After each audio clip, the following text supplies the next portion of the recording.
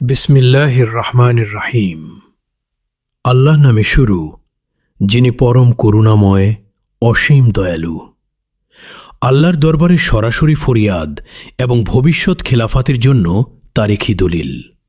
বিষয়: চট্টগ্রাম অঞ্চলে দ্বীনের নামে মিথ্যাচার, বিদআত ও ফিতনা ছড়ানোর বিরুদ্ধে আল্লাহ সুবহানাহু ওয়া তাআলার দরবারে ফরিয়াদ এবং আগামী দিনের খলিফাতুল মুসলিমিনের জন্য সংরক্ষিত অভিযোগনামা।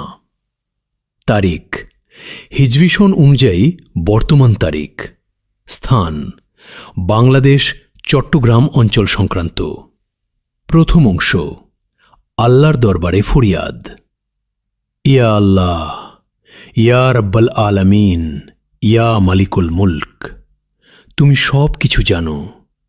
তুমি প্রকাশ্য ও গোপন সব কিছুর খবর রাখো। তোমার কাছে কিছুই গোপন নেই। আসমান ও জমিনের কোনো অনুপরিমাণ বিষয়ও তোমার জ্ঞানের বাইরে নয়। ইয়া আল্লাহ, আমি তোমার একজন দুর্বল বান্দা। আমার কোনো ক্ষমতা নেই, কোনো শক্তি নেই। আমি কোনো সরকারের কাছে যেতে পারছি না, কারণ তারা তোমার আইন দিয়ে শাসন করে না। তারা মানুষের তৈরি আইন দিয়ে শাসন করে, যেখানে সুদ হালাল, যেখানে তোমার হুদুদ অচল, যেখানে তোমার শরিয়া পরিত্যক্ত। তাই আমি তাদের কাছে বিচার চাইতে পারি না, কারণ তুমি নিজেই বলেছ, ওয়ামাল্লাম ইয়াহকুম বিমা আনজালাল্লাহু ফাউলাইকা হুমুজ জালিমুন। যারা আল্লাহর নাজিলকৃত বিধান অনুযায়ী শাসন করে না, তারাই জালিম। সূরা আল মাইদা আয়াত ৪৫।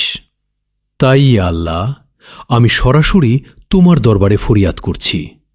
তুমি সবচেয়ে বড় বিচারক, তুমি আহকামুল হাকিমিন। তোমার বিচার থেকে কেউ পালাতে পারবে না। ইয়া আল্লাহ, তোমার দ্বীনের নামে মিথ্যা বলা হচ্ছে। তোমার রসূল সাল্লাল্লাহু আলাইহি ওয়াসাল্লামের সাহাবীদের নামে বানোয়াট কথা চালানো হচ্ছে। তোমার কিতাবে যা নেই তা তোমার দ্বীনের অংশ বলে প্রচার করা হচ্ছে, এবং এই সব কিছু করা হচ্ছে টাকার বিনিময়ে। ইয়া আল্লাহ, তুমি নিজেই বলেছ, ইন্নাল্লাযীনা ইয়াকতুমুনা মা আনজালাল্লাহু মিনাল কিতাবি ওয়া ইয়াশতারুনা বিহি সামানান কালীলান আউলাইকা মা ইয়াকুলুনা ফি বুতুনিহিম ইল্লান নার। যারা আল্লাহর নাজিলকৃত কিতাব গোপন করে এবং বিনিময়ে তুচ্ছ মূল্য গ্রহণ করে, তারা তাদের পেটে আগুন ছাড়া কিছুই ভরে না। সূরা আল বাকারা আয়াত ১৭৪। ইয়া আল্লাহ, আমি তোমার কাছে এই অত্যাচারীদের বিচার চাইছি। তুমি তাদের হিসাব নাও। তুমি তোমার দ্বীনকে রক্ষা করো। তুমি চট্টগ্রামের সরল মানুষদের এই ভণ্ডদের হাত থেকে বাঁচাও।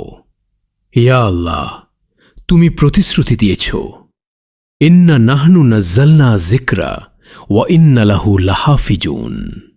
নিশ্চয়ই আমি এই যিকর তথা কোরআন নাজিল করেছি, এবং আমি নিজেই এর রক্ষক। সূরা আল হিজর আয়াত ৯। তুমি তোমার দ্বীন রক্ষা করবে, এই প্রতিশ্রুতি তোমার। তাই আমি তোমার ওপর পূর্ণ ভরসা রাখি। দ্বিতীয় অংশ: ভবিষ্যৎ খলিফাতুল মুসলিমিনের উদ্দেশ্যে তারিখি দলিল। ইয়া খলিফাতুল মুসলিমিন, আসসালামু আলাইকুম ওয়া রাহমাতুল্লাহি ওয়া বারাকাতুহু। যদি আল্লাহর ইচ্ছায় ভবিষ্যতে খেলাফত পুনঃপ্রতিষ্ঠিত হয় এবং এই দলিল আপনার হাতে পৌঁছায়, তাহলে জেনে রাখুন যে এই উম্মাহর একজন দুর্বল সদস্য তার সময় যা দেখেছিলেন এবং যার প্রতিকার করার ক্ষমতা তার ছিল না, সেই অভিযোগ তিনি লিখিতভাবে রেখে গেছেন আপনার জন্য। কারণ রাসূলুল্লাহ সাল্লাল্লাহু আলাইহি ওয়াসাল্লাম বলেছেন, তোমাদের মধ্যে কেউ যদি কোনো অন্যায় দেখে, তাহলে সে যেন তা হাত দিয়ে প্রতিহত করে। যদি তা না পারে, তাহলে মুখ দিয়ে, তথা কথা দিয়ে যদি তাও না পারে, তাহলে অন্তর দিয়ে ঘৃণা করে। আর এটি হল ঈমানের সর্বনিম্ন স্তর। সহিহ মুসলিম হাদিস নম্বর ৪৯। আমি হাত দিয়ে প্রতিহত করার ক্ষমতা রাখি না, কারণ আমার কোনো কর্তৃত্ব নেই। আমি মুখ দিয়ে যতটুকু পেরেছি বলেছি এবং এই দলিল লিখেছি, এবং আমার অন্তর এই অন্যায়কে ঘৃণা করে। সংরক্ষিত অভিযোগনামা। হে খলিফা, নিম্নলিখিত বিষয়গুলো আপনার বিবেচনা ও পদক্ষেপের জন্য সংরক্ষণ করা হল। প্রথম অভিযোগ, সাহাবায়ে কেরামের ওপর মিথ্যাচার। বাংলাদেশের চট্টগ্রাম অঞ্চলে কিছু তথাকথিত বক্তা ওয়াজ মাহফিলে হযরত আবু বকর সিদ্দিক রাদিয়াল্লাহু আনহু সহ সাহাবায়ে কেরামের নামে এমন কথা বলেছেন যা সম্পূর্ণ বানোয়াট। তারা দাবি করেছেন আবু বকর রাদিয়াল্লাহু আনহু রাসূলুল্লাহ সাল্লাল্লাহু আলাইহি সাল্লামের ইন্তেকালের চতুর্থ দিনে ওরস করেছিলেন। এটি ইসলামের কোনো গ্রন্থে পাওয়া যায় না। এটি সুস্পষ্ট মিথ্যাচার। প্রমাণ, রাসূলুল্লাহ সাল্লাল্লাহু আলাইহি সাল্লাম বলেছেন যে ইচ্ছাকৃতভাবে আমার ওপর মিথ্যা আরোপ করবে সে যেন তার ঠিকানা জাহান্নামে বানিয়ে নেয়। সহিহ বুখারী ১১০, সহিহ মুসলিম ৪। খলিফার জন্য সুপারিশ। এই ধরনের বক্তাদের চিহ্নিত করে তাদের বিরুদ্ধে শরিয়াহ ভিত্তিক তদন্ত পরিচালনা করা হোক। যদি প্রমাণিত হয় যে তারা ইচ্ছাকৃতভাবে মিথ্যা বলেছেন, তাহলে শরিয়াহ অনুযায়ী তাদের শাস্তি নির্ধারণ করা হোক এবং তাদের জনসম্মুখে বক্তব্য দেওয়া নিষিদ্ধ করা হোক। দ্বিতীয় অভিযোগ, দ্বীনে বিদআত ঢোকানো। এসব বক্তা চৌঠা, দশমা, চল্লিশা, অরস, মিলাদে, কিয়াম প্রভৃতি প্রথাকে দ্বীনের অংশ হিসেবে প্রচার করছেন, অথচ এগুলো কোনো ভিত্তি কোরআনে নেই, সহিহ হাদিসে নেই, সাহাবায়ে কেরামের আমলে নেই, তাবেঈনদের আমলে নেই। প্রমাণ, রাসূলুল্লাহ সাল্লাল্লাহু আলাইহি ওয়াসাল্লাম বলেছেন যে আমাদের এই দ্বীনের মধ্যে নতুন কিছু উদ্ভাবন করল যা এর অন্তর্ভুক্ত নয়, তা প্রত্যাখ্যাত। সহিহ বুখারী ২৬৯৭, সহিহ মুসলিম ১৭১৮। খলিফার জন্য সুপারিশ। খেলাফতের আওতায় একটি শরিয়াহ কমিটি গঠন করা হোক যা নির্ধারণ করবে কোনটি সুন্নাহ এবং কোনটি বিদআত। বিদআতকে দ্বীনের অংশ বলে প্রচার করা নিষিদ্ধ ঘোষণা করা হোক। তৃতীয় অভিযোগ, উম্মাহর মধ্যে বিভেদ ও ফিতনা সৃষ্টি। এসব বক্তা ওয়াহাবি, লা মাযহাবি প্রভৃতি শব্দ ব্যবহার করে মুসলিমদের মধ্যে ঘৃণা ও বিভেদ ছড়াচ্ছেন, অথচ আল্লাহ আমাদের নাম রেখেছেন মুসলিম। প্রমাণ, আল্লাহ বলেছেন তিনি তোমাদের নাম রেখেছেন মুসলিম, সূরা আল হজ্জ আয়াত ৭৮। এবং আল্লাহ বলেছেন তোমরা সকলে মিলে আল্লাহর রাজ্যকে দৃঢ়ভাবে ধারণ করো এবং পরস্পর বিচ্ছিন্ন হয়েও না, সূরা আলে ইমরান আয়াত ১০৩। খলিফার জন্য সুপারিশ। মুসলিমদের মধ্যে দলীয় পরিচয়ে বিভক্তি সৃষ্টি করা নিষিদ্ধ করা হোক। কেউ যদি মঞ্চ থেকে মুসলিমদের একটি অংশকে গালি দেয় বা তাদের বিরুদ্ধে উস্কিয়ে দেয়, তাহলে তার বিরুদ্ধে শরিয়াহ ভিত্তিক ব্যবস্থা নেওয়া হোক। চতুর্থ অভিযোগ, দ্বীনের নামে অর্থনৈতিক শোষণ। এসব বক্তা ওয়াজ মাহফিলের জন্য বড় অঙ্কের অর্থ নিচ্ছেন এবং বিনিময়ে মানুষকে ভুল শিক্ষা দিচ্ছেন। এটি দ্বীনের ব্যবসা। চট্টগ্রামের গরিব মানুষের টাকায় এসব বক্তা নিজেদের পকেট ভরছেন। প্রমাণ, আল্লাহ বলেছেন যারা আল্লাহর নাজিলকৃত কিতাব গোপন করে এবং বিনিময়ে তুচ্ছ মূল্য গ্রহণ করে তারা তাদের পেটে আগুন ছাড়া কিছুই ভরে না, সূরা আল বাকারা আয়াত ১৭৪। খলিফার জন্য সুপারিশ। দ্বীনের দাওয়াত দেওয়ার জন্য অতিরিক্ত অর্থ নেওয়ার বিষয়টি শরিয়াহ কমিটি দ্বারা নিয়ন্ত্রণ করা হোক। বক্তাদের আর্থিক লেনদেন স্বচ্ছ করা হোক। যদি প্রমাণিত হয় যে কোনো বক্তা মিথ্যা বলে টাকা নিচ্ছেন, তাহলে সেই অর্থ জনগণকে ফেরত দেওয়া হোক এবং বক্তাকে শাস্তি দেওয়া হোক।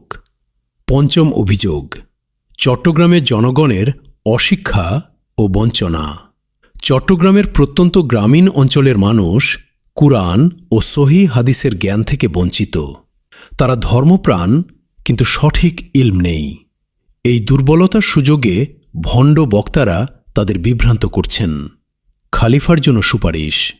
চট্টগ্রাম সহ বাংলাদেশের প্রতিটি অঞ্চলে কুরআন ও সহিহ হাদিস ভিত্তিক ইলমের প্রসার ঘটানো হোক। প্রতিটি গ্রামে যোগ্য আলেম নিয়োগ দেওয়া হোক, যারা মানুষকে সঠিক দ্বীন শেখাবেন। শিক্ষা ব্যবস্থায় কুরআন ও সুন্নাহকে মূল ভিত্তি হিসেবে অন্তর্ভুক্ত করা হোক। তৃতীয় অংশ, এই দলিল কেন সরকারের কাছে নয়?